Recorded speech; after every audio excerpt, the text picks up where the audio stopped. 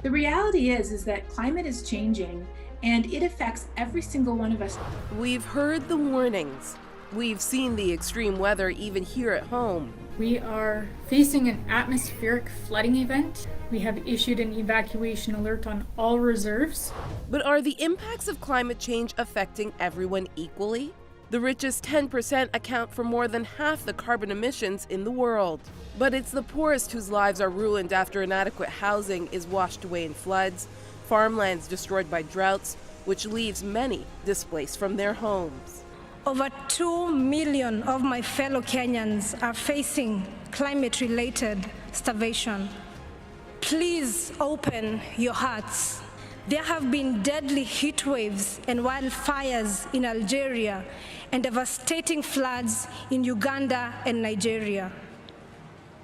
And there is more still to come. Will the world open their hearts? And will the church be at the forefront of climate justice? Today on Context, climate change and poverty.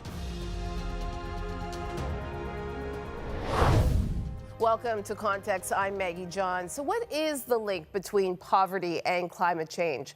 Oxfam International has addressed the inequities of poverty head on for years. And while it's a tough task, they're not alone. Other organizations like Visible Impact have found a disturbing link between the increase in child marriage and climate change. Ian Thompson is the policy manager at Oxfam Canada, and Medha Sharma is the president of Visible Impact. Thank you both for joining me today. Ian, I want to start with you. How is climate change unfairly impacting the poor and those living in the global south? We know that the climate crisis is affecting everybody in the world, but the impacts are felt so differently. And we see that income level is one of the biggest determinants in who's being hit hardest by the climate crisis. So people living in low income or lower middle income countries really bear the brunt of the extreme weather events. They're 5 times more likely to be displaced due to extreme weather compared to those living in high income countries. And even within those societies, we do see that women and girls are often particularly disadvantaged. During droughts, they will have to travel further and spend more time gathering water or collecting food for the family. Farming becomes much more challenging, and they are often the leaders in the subsistence farming in their communities. So we just see time and time again, those who've contributed the least to the climate crisis are really facing the worst impacts. Ian, we're going to hear from Medha in a couple of seconds about the correlation between child brides and climate change. But have you seen correlations between ways that climate change is impacting the global south that you had never seen before? Well, I do think that climate change is really changing the way many local economies work in developing countries. We see as resources get more scarce, increases in conflict. And I think many of us in Canada don't fully appreciate how much resource scarcity can drive conflict and even lead to spikes in things like gender-based violence as people are displaced from their homes and have to move into refugee camps. Those sort of unintended, unforeseen consequences of climate change that impact women and girls specifically are surprising to many Canadians when they hear about those impacts. Medha, you are based in Nepal. While child marriages are illegal, the devastating impacts of climate change are putting girls at risk for child marriage. Tell us about that correlation. For many of us, climate change is about getting hotter summers. Like we might be thinking we need to get air conditioners in our room. But for many women and girls, it's about having lesser food on your plate. The climate change induced food insecurity is now impacting girls to the extent of child marriage. Take a country like Nepal or Bangladesh for an example, where there's already a problem of child marriage and are prone to climate change. Now, in the hope of food security for their daughters, parents are getting their daughters married off early. And even in her new in-law's house, she's expected to bear children, as many children as possible and as soon as possible, even if she's just an adolescent, in the hope that there will be more hands to serve in the field and we can get ahead of this food insecurity. So the daughter's parents cannot afford to feed her or the family because of climate change, because they're not reaping in enough of a harvest. So they have to then sell their daughters into marriage in order to survive. Is that what I'm understanding? Yes, exactly, yes. Okay, and has this set back the progress made by organizations like Visible Impact and governments to end child marriages? Well, the thing is, child marriage looks so abstract to so many people. Like if after 100 years, there's not going to be a polar bear in the North Pole, then what it has to go to with me today, right? And that's where the connection is missing. And these conversations have just started to come up. We don't still have very strong evidences that's shown or published, but we know from the fields, like from our experiences, how this has been changing and shaping the lives of women and girls. So as such, the Visible Impact, for example, has been engaging with girls and women and giving them this perspective, and also trying to create a safety net for them in the community, where they can feel safe with each other and be the social champions. However, this conversation is majorly lacking, not only in developing or developed countries, but like globally. This is a conversation that needs much more depth than what's currently happening. Yeah, it needs to happen at a grassroots level. Ian, what can we do as individuals to make a difference when it comes to tackling the inequalities of climate change? Well, there's many things that we can do as Canadians. I mean, first off, we are one of the highest emitting countries per capita when it comes to carbon emissions. So obviously we have to take responsibility for our contribution to the problem and really have to be more ambitious and with greater urgency, cutting back our own emissions. The other thing that we can do, and the Canadian government has been doing, is actually providing financing to people in the global south to tackle the climate crisis in their own setting. We were pleased to see Canada double its climate finance last year, but we really want to see that funding flow to communities quickly. It's such an urgent problem, and we haven't seen that new package actually flow to those who in need. So getting climate finance to reach particularly women's rights organizations and grassroots organizations would be our priority, and we're working with the government to make that happen. Medha, I'm going to leave the last word to you. What are other ways that we here in Canada can help, especially climate change's impact on girls in Nepal? So I'd like to say, these girls and women are perhaps the one who has contributed the least to the climate change, but they are the ones who have been suffering, and there's a huge gap. So we just need more rights-based perspectives for them. Women and girls, they have been adapting. They know how to adapt. They know how to mitigate climate changes more than anyone else. So we just need to recognize their resilience and bring this agenda to a much bigger level of discussions, like Canada, for example, can really advocate for this issue in the global arena as well. And then we need to capacitate the girls and women at the grounds so that they can recognize this link and they can prepare themselves. They can be the change in the society. So well said. Thank you both for joining us today. Thanks, Maggie. Thank you. Thank you. A look at Canada now, where flooding in British Columbia late last year devastated parts of the province, wiping out farms, roads, and homes, forcing 15,000 people to evacuate. This comes as parts of the province are still recovering from wildfires and record-breaking heat waves last summer. And that's just one province. Jason Thistlethwaite is an environmental risk assessment expert and joins us now. Thanks for joining us today. Thanks for having me. We're seeing the effects of climate change across Canada, flooding on both coasts, wildfires in BC and Alberta. Has Canada done enough to adapt to climate change risks? No, the country hasn't done enough. As you've seen over the last 3 or 4 years, climate change is happening, the risk is increasing. And we as a country haven't done a good enough job. Our governments haven't done a good enough job protecting those who are going to be affected by it most. What can Canadians expect for the future of climate change risks? Will flooding, wildfires, and even drought become more common? Certainly, you're going to see, flooding is Canada's most costly and common hazard. That's going to be our most significant climate risk. Wildfire is also a substantial risk, particularly out west in places like British Columbia, Alberta, but certainly the boreal forests in Ontario are a concern. Urban flooding in particular is going to increase quite considerably. This is the water that ends up in your basement after a significant downpour. Most notably, what you're going to find is it's going to start to take an impact on your pocketbook. Canadians already pay out for flooding alone close to $700 million a year in damages. So these are not small numbers, and I would only anticipate that those costs and those disruptions on your everyday life are likely to increase. When you say that the government isn't doing enough, in your estimation, what does the government need to do, as this is literally at our doorsteps, pounding down the door, as we're seeing what's happened in BC and Alberta and, of course, on the East Coast? Right. So there's a few things they can do.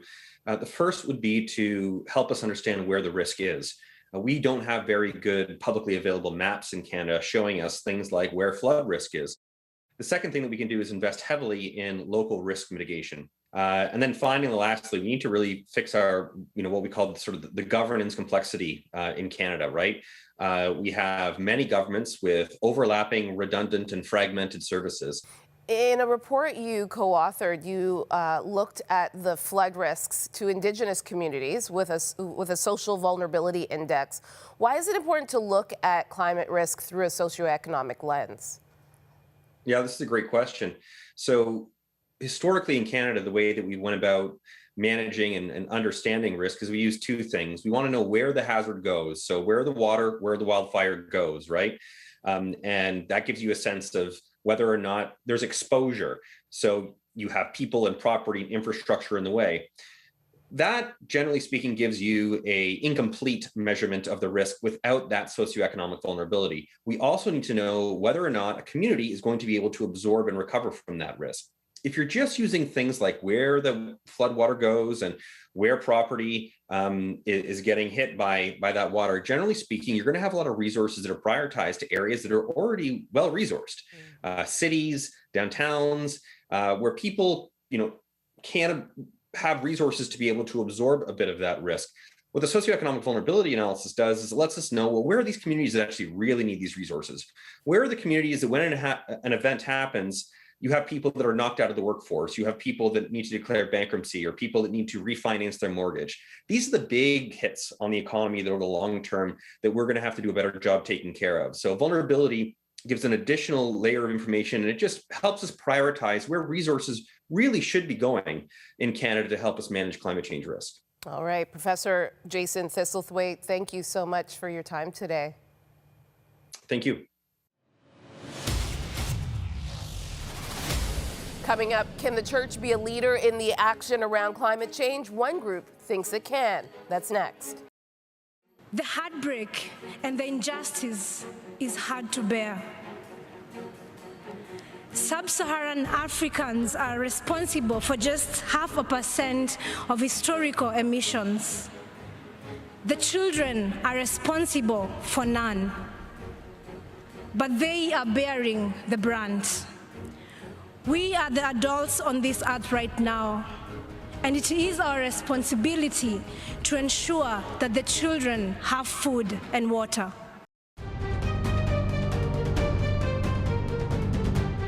My next guest is part of an organization that is committed to equipping Christians to care for creation and work toward a stable climate and a healthy, pollution-free world. Is that possible? Jessica Mormon is the vice president of the Evangelical Environmental Network. Welcome, Jessica. Thank you so much for having me. So is that possible at this point? Can we have a pollution-free world, and can Christians be at the forefront of that movement? Well, I'd say absolutely. As Christians, we believe that God can do the impossible. And when we partner with him, Jesus in John 10:10, it says that he comes to bring abundant life for all. And part of that is having a healthy environment where everyone can thrive. And so this addressing climate change, addressing the harms of pollution in the 21st century, it has to be a part of the equation when it comes to our Christian witness and our Christian mission. And that's what we seek to do at the Evangelical Environmental Network, helping come alongside Christians and living out this calling that God has given us to be good stewards of all that he's made. Is it as hard as some might make it seem in getting Christians to understand the effects of climate change? Well, I think what's really key is bringing messengers to Christians who can speak their language. And that's what we do at the Evangelical Environmental Network, showing that there are Christian climate scientists like myself, like Dr. Catherine Hayhoe, who see our work in science as part of our Christian calling. I know that I'm a climate scientist because of my faith in Christ, not in spite of it. And so what we've seen over the discourse around climate is that there haven't been a lot of Christian messengers there, but now we're seeing this changing. Not only do you have to be a climate scientist to have authority to speak on this, actually what we're seeing is that friends and family have a big impact on helping others, those in our church, discover our call to be climate stewards. And so that's, again, what we're trying to do, of help others lift their voice, those within the church lift their voice to let others in their community know that this is an important discipleship issue and an important kingdom mission issue. One of your teammates in your organization was quoted saying, "Earth care equals people care." The impact of climate change on marginalized communities is quite significant. How can the church help in caring for this segment of the population when it comes to creation care? I think one of the things the church can do is to do what it does best, which is to serve people. I know in just this past summer in British Columbia alone, nearly 600 people died from an extreme heat wave. And a lot of that was folks who died in their own homes because they lacked access to air conditioning, to cooling centers.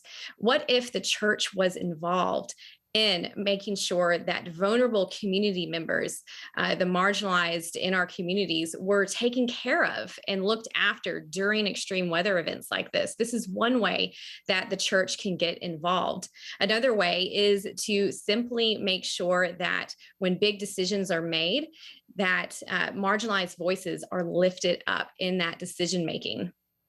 Your organization states good economic stewardship has a significant overlap with good environmental stewardship. What does that look like? Yeah, it looks like in two ways: in our households and our churches, switching to doing energy efficient practices, making sure that we're saving energy. That helps save money. And especially when it comes to a church budget, over 30% of energy costs are wasted. That's wasted energy. If we could recover 30% of that money that's going to the utility company, just imagine what you can do for your missions. You can do that in your own household too. And so we're also seeing, not only with energy efficiency, but also clean energy has become the cheapest form of energy production.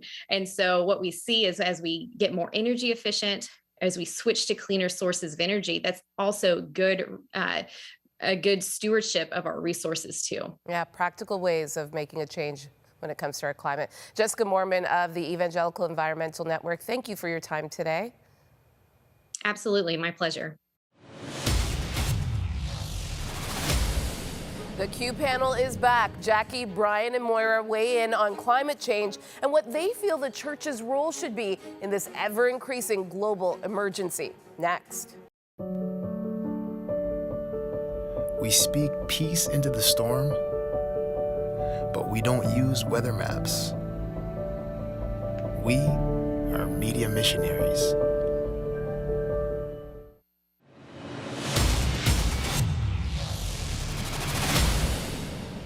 The Q panel is back for our spring season. Today we're discussing climate change and poverty. Jackie, Brian, and Moira are with us. Jackie, I'm going to start with you. Does the church take climate change seriously? I think it depends on who you ask. And I'm asking you, Jackie. Thanks, Maggie. Honestly, I would say the church does not take climate change as seriously as they should.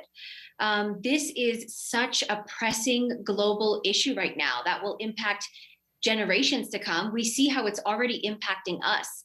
And we know that climate change inadvertently, like so many issues in the world, impacts the most vulnerable. And if as Christians we're to care about the most vulnerable people, then we really need to prioritize what we're doing, what we're thinking about, what we're praying about when it comes to climate change, and putting advocacy out there as Christians, because we know that, we might be comfortable in our homes in North America or wherever we are, but for 20 million refugees and people every single year who are displaced as a result of climate change, that reality is completely different for them. And so if we are meant to care for everyone around the world, then this really should be much more of a top concern than it is right now. Brian, your thoughts on this? One of the things that I think you have to ask yourselves is, what is the unique contribution that the church can make on these discussions? I think if we're talking purely in terms of advocacy, I think that's important. Don't get me wrong, I'm not sure that the church should be quietist. But I think so, what can the church contribute that other organizations cannot? And one of the things that I think it contributes, and this has been recognized by people like eco-modernists and others as well, is that one has to ask, why should we even care at all? And I think Christians are uniquely equipped to speak about loving creation, to actually loving the material world as something that God has made, and actually providing the deep spiritual roots that can sustain these longer term political projects that are necessarily going to be subject to the hurly-burly of politics and different positions that they're actually people can disagree on normally. But what the church can contribute is the fact that we as human beings are responsible for caring for a world that is worthy of love, that little newt that's in your neighborhood or that beautiful tree is actually something that you should be loving and that you should be concerned about and you should have care for. And that's often missing, I think, in secular folks who are concerned about climate change. It tends to be very technical. And I think that's often why people get exhausted with it. So I think that's one area where the church could focus and probably should. Yeah, it seems like such an overwhelming topic. And it's like, okay, how does this apply to my life? How do I do this well, right? I agree with you. It can seem overwhelming. Moira, Pope Francis has been very outspoken when addressing climate change and sustainable living. Why is he seemingly to be the only prominent faith leader doing so? Yeah, it's a great question considering all the discussions there have been about climate change politically, et cetera, over the years. I think it maybe links a little bit with Brian's concept, our Christian approach to the earth and all that is in it as a gift from God. And I think it has taken us a long time to maybe come back to seeing that the roots for any kind of climate change have to come from us, not just politically and socially, but also there's a deeper sense of this climate change. It's not just because it's a danger to me, but the planet is actually something that exists as a gift from God in itself and for us. And I think Pope Francis has, as an earlier scientist himself, seems to have recognized this much earlier than maybe other church leaders, also because there have been so many problems, social, political, across the globe. And since we are a global church, then these ideas are brought to the fore maybe faster than in some other denominations, for example. So the Synod on the Amazon a few years ago really highlighted the plight of the socioeconomic factors, the land grabs, the destruction of the rainforests, and all of those questions, and especially with people from the Amazon themselves coming to Rome to speak about it, I think highlighted for some of us who are a little bit more comfortable in North America, say, but we could really feel the impact of how this is really affecting people face to face, so to speak, and not just reading about it. You know, Maggie, there are a few. Yeah, go ahead. Sorry to interrupt. I was just going to say there are actually a few Christians. Catherine Hayhoe is an evangelical Christian from the United States who's done all kinds of work on this. Yeah. And of course, it'd be remiss if there's an organization called Arosha, which is a Christian Protestant organization that's been doing really, really great on the ground education about not just climate change per se writ large, but also learning to love your local context. And I think increasingly it's the people who are actually learning to love those local things that actually help us fix the broader agenda. Because you really do see in the climate change conversation, there's misanthropy, those who say we should just get rid of human beings. And I think that there are really strong resources that the Christian community can offer to those who are concerned about the environment that frankly are missing. And I think there's a lot to offer there. And if you look for it, you can find it. Absolutely. And Catherine Hayhoe is a friend to Context. So she's doing amazing work. We have 30 seconds left, Jackie, and I want to ask you, we've been talking a lot about climate change and poverty in this show. Tell me what climate change looks like for you in Kenya, as you're in a country that probably is seeing the effects of this every day. Absolutely. There's no denying that climate change is real. And I find it quite sad that many people, including Christians, actually don't believe it. I came across a recent study that said 30% of evangelical Christians in the US are concerned about climate change, and 40% believe there is no scientific basis for climate change, which I find shocking, because come to Africa, come to Kenya, ask anyone, and they will talk to you about climate change. They may not use that same exact term, but they will tell you how the weather is changing, how the soil is changing. And we can see these patterns, and it's only getting worse year after year. There are so many organizations that are working on the ground and foundations who are funding climate resiliency projects. This is now becoming a huge expanding area in the philanthropic sector, because it is such an emergency in places like this, where vulnerable people who are already struggling are just pushed to the margins even more because of this climate crisis. And we really need to take action, because we're just seeing it unfold every single day, and it is not good. Yeah. Emergency, crisis. These are words that we need to use in the same vein as climate change in order for it to really sink in. Thank you so much, Jackie, Brian, and Moira, for your time today. Thank you. Thank you, Maggie.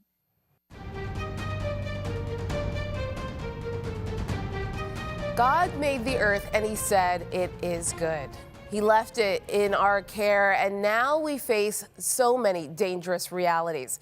We watch as roads, homes, and livelihoods washed away in BC, just months after parts of that same province lost much to wildfires. The realities of climate change are ravaging the world we were left to steward, the land we were left to cultivate, the animals we were left to care for. Children are being sold in order for families to eat. Rivers are drying up, leaving many parched. Would God look at the earth now and say it is good? It's a question we must all ask ourselves. Thank you for watching. Let us know what you think of today's topic. Join the conversation on Facebook, Instagram, Twitter, and YouTube. For all of us here, I'm Maggie John. See you next time.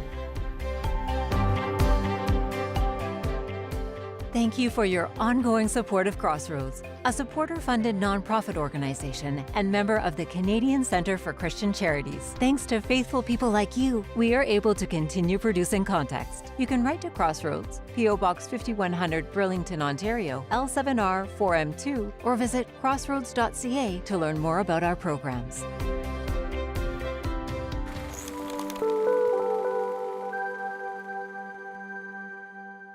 Context Beyond the Headlines invites you to an exciting new season. This year, we're expanding our reach with a brand new podcast that will explore the interaction between faith, justice, culture, ethics, and society.